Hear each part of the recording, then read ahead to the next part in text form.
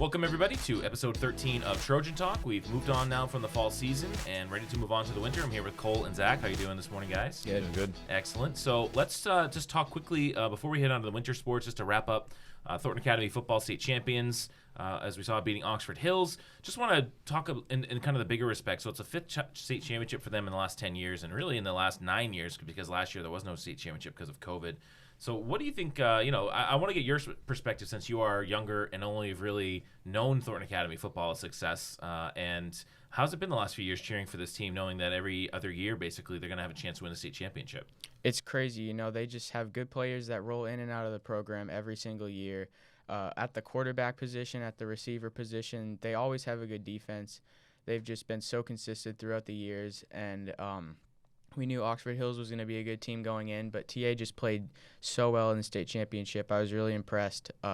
Just a great performance on defense, and then they scored when they needed to. So I think they'll win a couple more in the next few years here because they're still going to have a lot of talent rolling through the program. Yeah, I agree. I mean, it's always fun to see them dominate. I mean, I like to have some competition, and I think that they have in the past few years. And as you said, Oxford Hills is a good team, so was Bonnie Eagle, and we couldn't win that one. But it's definitely been fun to be able to go, and I've been going for a while since I was younger, just going with my family. So it's always been fun to watch them. And as you said, it's been like there's certain players that come in and come out, and it seems like whenever a swarm of players, good players leave, another swarm comes in. So it seems like it's always going to be that way at TA. Yeah, it's just crazy, though, because when I was in high school, our team was very good, and I think we were the number one seed 1 or 2 of my years. I didn't play, but and then we got upset in the first round both years. Mm-hmm. And that state championship was elusive. I mean, there used to be 26 teams or something in Class A. It'd be like 13 or 14 in each East and West, and now it's obviously just 8 teams. So I will say the first time they won in 2012, it was just a life-changing experience. And winning now is exciting. It's great for the kids and everything. They were only experiencing it for the first time, but it is different when you win your 5th title in 10 years, and especially where a vast majority of the games are going to be blowouts. So it'll be interesting to see going forward. They're losing a lot on this team, 22 seniors, so we'll see how it comes up next year. But just a great run the last decade at Thornton Academy football. So congrats to them again on their 5th championship in the last 10 years. All right, so we'll start off with boys hockey. We broadcasted a game the other night against Kennebunk Wells. Boys hockey wins 7-2, scoring 7 seconds into the game. Zach and I did the game. Talk about it was a very entertaining game, even though it was 7-2. A lot of, I don't want to say fights, but very close to fights and some major penalties too. No, it was a good game. Alex St. John had a hat trick, and he played well. And I think it was a good first outing for their first game. And as I had said during our broadcast, they had played them in somewhat of a preseason matchup, and they had dominated like they did in the game. And yeah, it was a long game. There were a lot of times where the refs were having to make taking their time to make calls, and the 5-minute major, and then Kennebunk seemed to be trying to just taking penalties the whole game. But TA played well. They took them down, and I think there's nothing to. I mean, they had some issues late in the game, but a good takeaway for the start of the season. But I think it was a fun one to do for our first broadcast of the winter season. Yeah, I think boys hockey is a really good chance to have a good season because they have they lost some from last year, but having guys like St. John and some of the others and some more experience, especially in the back end defense, I think they're primed for a run. Again, as we said in the broadcast, it's kind of funny with them since their championship in 2011 is the last time they won. Mm-hmm. They've had some really up and down years, some great years and some others, but they haven't made it back to even a state championship game. So they've come pretty close a few times. So, All right, moving on to boys basketball. We broadcasted boys basketball last night against Scarborough. Thornton Academy, massive winners after a very close win against Massabesic on the road last week. And we called that one. And Cole, what did you see from that team last night that makes you? I mean, they lost so much from last year's team, so much of the scoring. It was a balanced scoring attack last night. Was it indicative of the competition they're going to play all year? To me, it didn't seem like Scarborough had a lot of. They certainly didn't play well. I don't know. It's just tough to know if they didn't play well because they're not a great team or because it just wasn't their night. But TA had a balanced scoring attack. So what takeaways did you take away from that game? Well, TA is looking for a new leader this year with Peyton Jones and Dylan Griffin moving on, and it looks like Will Davies is going to be that for them. And there's a lot of great big men in the state of Maine, but TA's strength is their 3-point shooting, their trio of guards, Davies, Braden Kamiri, and Anthony Jones. And then last night, the perimeter defense was just swarming. I mean, Scarborough could not get a good shot off in the paint. So I've seen enough to call them a true contender, but they've been really good on offense and defense to start the year. Do you see them as a true contender as well? I'm not sure. I feel like we're gonna see it after the Bonnie Eagle and Sopo games. I know that Scarborough is a good team. They did lose to Sanford, but they were able to stop Rowan McDonald, and in my opinion, that's their team right there. I mean, Jack Simonton was out with his thumb for part of that game, but I mean they played really well. I'm not sure what it's going to be like against a team like Sopo that's just good in every area, where they're not going to make mistakes like they did. I mean they didn't make a shot in the first half. They just couldn't get the ball to go in, and so I think T has a good chance of being a great team this year, but I'm not sure if a state championship contender is what I'd call them at this moment. Yeah, it's kind of tough. South Portland seems to be kind of the favorite, and of course Nokomis has that Cooper Flagg kid who's amazing. But they're in Class A, not Double A, so we won't see him in a real game, unfortunately. Let's talk about the student section briefly before we move on. Last night, I've been around a long time, both when I was a student and a teacher, and I think it's as strong as it's ever been. Now, when I was a student, I would say though, and this was 20 years ago almost. We had a ton of people that went to every game, like that. We had a ton of people, and we had some chants and stuff, but they just seem so into it now. And we saw it last year, was it in the fall volleyball, where they sprinted out to go watch a girls' soccer game and everything. So, what was it like? Do you think last night with the fans there, and obviously at the hockey game too? They just seem so intense, and it's got to be intimidating for kids to play against that. Yeah, I think it was. I think it's nice to see how many people are showing up. I think we haven't had that in some past years, but basketball is always the one where they're up close, they're getting loud, they're talking to the opponents, and that's what they're doing last night. And I think it's good that we have school spirit like that, where people want to come to the games, people want to be involved, and they're like, as you said, last year we had that volleyball game. They ran out, they went to the soccer game, and it ended up being like an overtime goal. So it ended up being like a nice moment for the fan section. But I think it's great, and I hope that it continues all year. Even if there are some games that are at weird times, or where people might not want to go, or it may not be a good game, I hope the fan section still shows up to encourage on the teams. So where do you think the line is, Cole? Because I think last night that they did an amazing job of towing the line in terms of being appropriate, being over the top, but never crossing it. Yeah. And being like just intimidating, and especially that one situation where the Scarborough kid was taking the ball out of bounds, like right there. Mm-hmm. I mean, they could have, in the past, I could have seen them saying something stupid or being inappropriate. They were just like hounding the kid. And so how important do you think that line is to keep it? I don't want to say to keep it appropriate, but the fact that they're not have to when they don't have to be talked to by an administrator to say like, hey, calm down. It's like they kind of builds, and it just seems to make a great atmosphere. I was surprised that they didn't cross the line last night. It was the first home basketball game in 2 years, and like Zach said, basketball, in my opinion, is the best for student sections because you're right there. The players are right there. I mean, the Scarborough kid inbounding the ball last night was 2 feet from the students. They could literally touch him. So they were all barking at him, but no heckling, which was good. They were just kind of razzing him a little bit. But it's fun to get your energy out in the student section, to yell a lot at football games, lose your voice a little bit. Mm-hmm. It's just a great way to get your energy out with your friends. That was a Cameron Indoor-esque moment, It's just like, and honestly though, we'll see how it goes. Like, first of all, I hope that happens at almost every game in terms of that amount. But I think it does help that you're up 20 almost immediately, and it's easy not to. Because anytime someone says anything, we're went up by 30, so we're not going to. There's usually more chance. I think they only did one chance, like it too easy, but there was no Scarborough fans. So in a game like South Portland, where they may show up, or Bonnie Eagle, they may show up, or even when we go to other places, there will be more back and forth, which is what I like the most, because I feel like it's the fan sections competing. Yeah, definitely. And they're ruthless, which is tough because when you lose, you're gonna really get it from the other student section. I saw some social media posts like "Good game, Scarborough."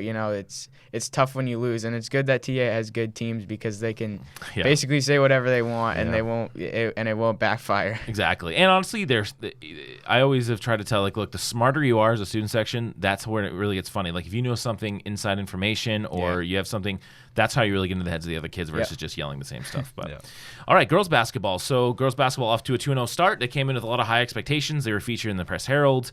They get got a couple wins, including a very tight win against Scarborough. We're going to see them for the first time on this Friday against Noble, which on paper should be a pretty easy win for the Trojans. But what do you think about the consistency? They're bringing back everybody from last year, not only some great players, but just having that consistency. How do you think that helps, considering they only had a 5-game season last year? Yeah, that's I think the biggest part is that a lot of these girls only got a tiny bit of time last year to play together and to have success, and I think that the energy and the anticipation for the season was so high because they wanted to come in, they wanted to do well, and they're doing well. I mean, I think that Scarborough, I'm not sure if Scarborough is one of the contenders. I thought that they were going to go in and be able to win by 9 or 10 points, but it was a closer game, but they pulled out with a win, and I think that as they progress in the season, they'll have more success. They'll play better together. I'm hoping, in my opinion, this is what I think is the best chance of a state championship this year, just because they're bringing the same team back, and a lot of those girls from last year, like Addison Sulikowski, got 4 or 5 inches taller and is still as talented as she was last year. So I'm excited for those games. As you said, Noble's probably going to be an easy one for a win there, but there are some other big matchups later in the year that I'm excited for. All right, and actually we're going to talk to a couple girls from the girls basketball team. So let's check out that interview. All right, we want to welcome in Emily Coleman and Mackenzie Melendez. Thank you guys for coming in for a quick interview. The first question I have for you guys is, what has it been like playing basketball with a full crowd and having a full schedule this year compared to last year, which was cut short and there weren't any fans in attendance? Honestly, it's way better than last year because the fans help the game and make us get into the game, and just the excitement of having a crowd and parents there is way better than playing just by yourself. Yeah, fans and parents, really help us out and hype us up in the game, and it gets us going and gets us, locked in and ready to play and to take on whatever. Yeah, nice. What is your favorite part about being a varsity athlete, specifically for basketball or just in general? The excitement that you get being a varsity athlete, it's always it's always something going, specifically our team chemistry too, our specific varsity team for basketball. It's just, we all know each other really well, and we all get along really well. I just love the chemistry with this team. It's on and off the court. It's all love, no matter what. What are some of your team successes or even your individual successes in the first 2 wins of the season? We've just been working well as a team and finding out who plays what role and just play your role in the team, and it's going to be a successful one. Yeah, we all have each other's back, on the court specifically, also off the court. But if we have the next, if you make a mistake, just keep going on, and our team just pushes each other to do the best. Mm-hmm. Is there a specific matchup or game either of you are looking forward to this year? I'm excited to see Addison matched up with Sarah Talon from Wyndham. They're both extremely great shooters and great players, playmakers, and everything. They both lock down on defense really well. That'll be a good matchup. Same with Sloan and Jess Dow Sloan's from Falmouth. I think just us versus Gorham, that's going to be an exciting game because Gorham's a really good team, a lot of chemistry there too, a lot of older players. We still have a lot of younger players, but we still have a good chemistry and some good athletes on the team. So. Yeah. And last question is, what is your favorite thing about Coach Marston? I like that he can have some fun, but he's also serious. He wants to win, but if we win, it's all fun. He just likes the sport. He always has our back, no matter what. He's always there, tries to get the best out of us, tries to help us the most, and out of sports, he's the funniest guy ever. He really always brings up the mood and everything in every situation. Yeah, that's great. Well, we want to thank again Emily Coleman and Mackenzie Melendez for coming in for this quick interview. Thank you, guys. All right, and before we head on to kind of professional sports, just want to give a quick updates on some of the other sports. Swimming's off to another good start, in indoor track as well. We have some wrestlers as well. So it's interesting in the winter you have a few co-op teams. So our wrestlers wrestle with Biddeford, as do some girls hockey players as well. Unfortunately for swimming, they're not only swimming over at UNE, but there's no fans allowed, unfortunately for them. So that's too bad. That's the policy over there at UNE at least. But one last question before we move on: the masks.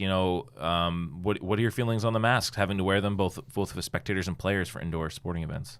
Well, as a player, it's obviously really tough to breathe when you're running up and down, say, a court for basketball or whatever it is.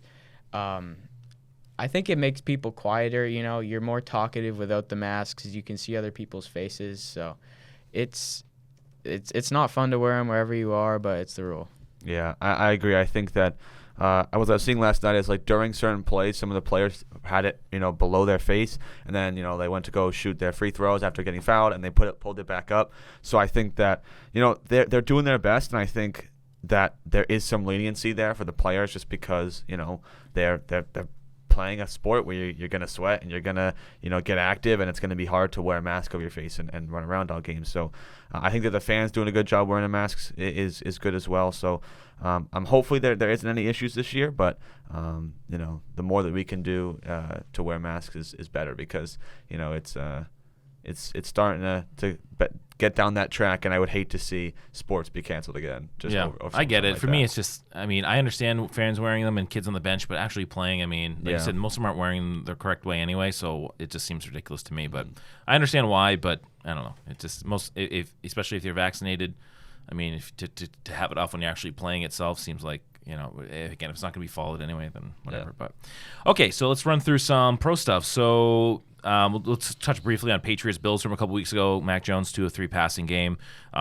So his completion percentage goes down from his average this year, unfortunately. But Pats get the big win. They're in the driver's seat for a playoff spot and the division. If they can beat the Colts this weekend, the division's pretty much wrapped up. But if they don't, then it's totally wide open. So just in general, thoughts around the league and a team maybe that you think may sneak into the playoffs, that may surprise you, or any team that you don't want to play if you're another team right now. I think that, I don't know. I think Washington. I feel like Washington, I think, is either a big matchup this week against Philadelphia or next week against Philadelphia. I think they're going to win that one. Washington's got a good team. Even with Taylor Heineke out, Kyle Allen is still a pretty good quarterback. I think that they'll be able to sneak in at a wild card spot, and they have a good team, and they've beaten Tampa Bay. I'm not sure how the AFC North is going to go with Ravens injuries. Yeah, and with Steelers Lamar and Browns Jackson kinda out. stink. Yeah. Yep. I think Cincinnati has a chance to take that spot up, but they lose to San Francisco. So they had to start. They had that game won too. I know they had to. They have to. With Lamar Jackson probably out for the rest of the year, I would say you got to start winning games. This is the point where you just can't let off the throttle. But I'm thinking Patriots Chiefs. That's my AFC Championship game. Yeah. As much as I would like to see somebody else, because I'm not a big Patriots fan, I think that they will make it through just because they've got the lead over Buffalo by 2 games at this point. Right. And even if they lose to Indianapolis, I don't think Buffalo's going to win that second matchup. So yeah. Cool. Well, just to touch on the Mac Jones 2 of 3 passing game, I think Bill Belichick was just extremely stubborn in that game, but it worked. He played through his defense because his offense didn't. Obviously they had a lot in the ground game, but he just had confidence in his defense, and that confidence in his defense won the game because they got red zone stops when they needed to. And this is not.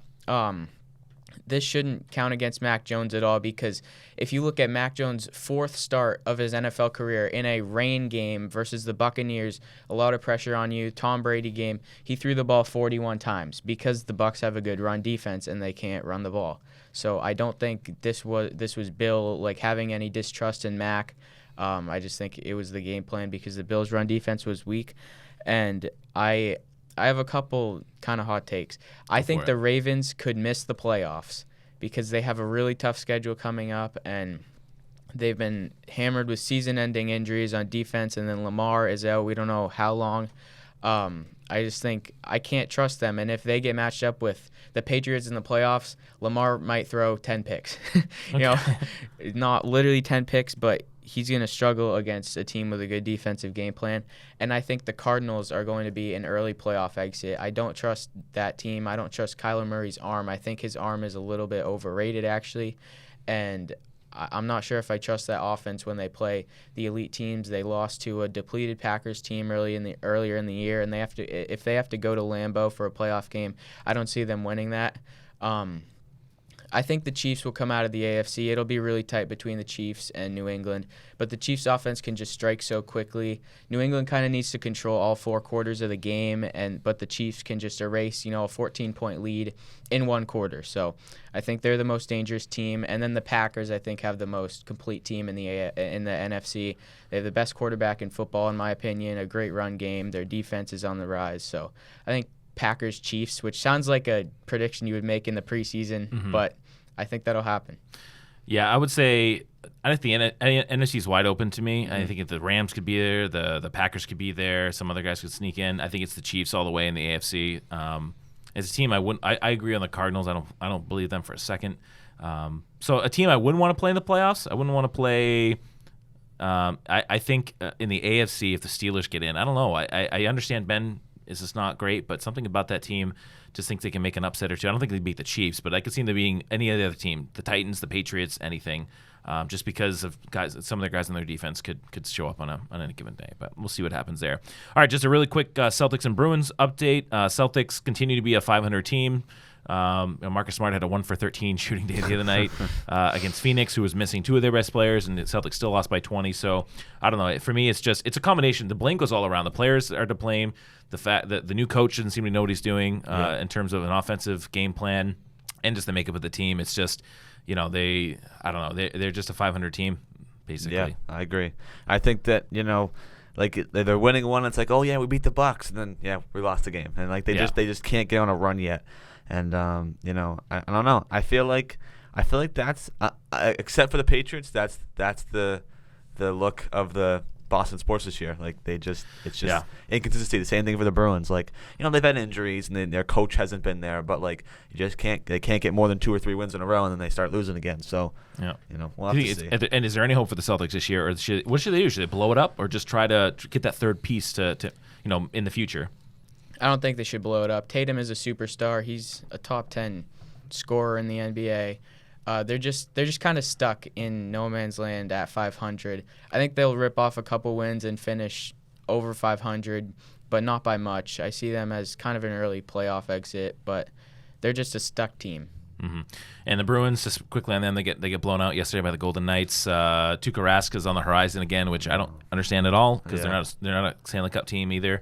Are they in trouble in cap wise? And is there, they've been competitive for 10 years now. When's Bergeron and the other guys, they've signed up Pasternak and some of the other guys for long term, and McAvoy of course. But is their window about to close before they really have to readjust, especially their offensive? I don't think so. They still have some space, and one of the funny things is that like the price they've gotten on Bergeron, Marchand, Pasternak, and McAvoy is all lower than Mitchell Marner and Austin Matthews combined. And I think by the time those contracts end for Marchand and Bergeron, they'll be retired or we'll be moving on.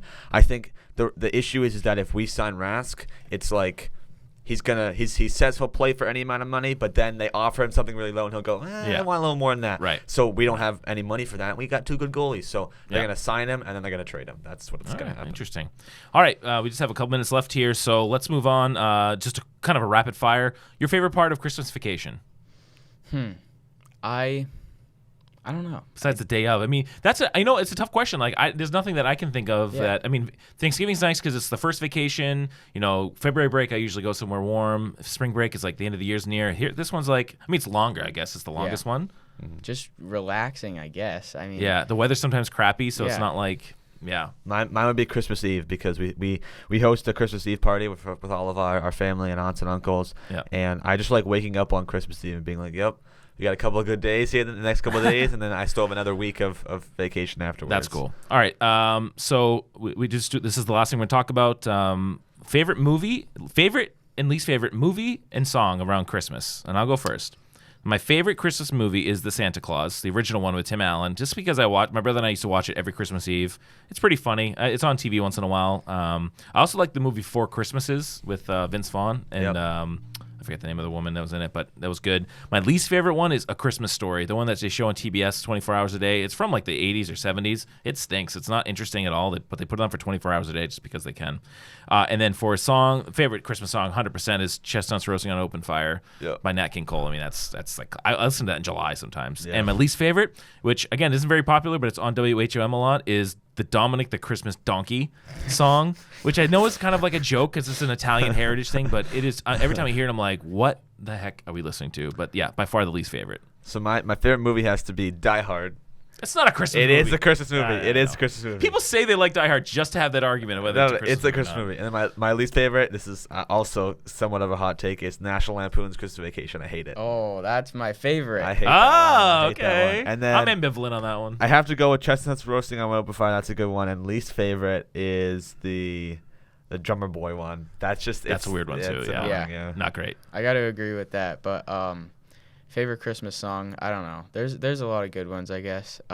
Just don't say Mariah Carey. I mean, that one's no. popular. I listened to that once or twice, like December 2nd. I'm like, all right, I'm done with it for the month. But favorite Christmas movie, as I said, Christmas Vacation and Elf is a Elf. close I second. didn't even think of that one. Yeah. Yeah, that's a good one too. Yeah. Least favorite Christmas movie? So one that you just hate? There really isn't one that I just hate. I mean, off the top of my head, I can't think of one, but Christmas Vacation and Elf I can't even really decide between the two. Yeah. They're both funny. Different generations Yeah. too. Awesome. Well, a couple more weeks and we'll have any Christmas movies to talk about for another 11 months, which is okay. Yeah. Or songs especially.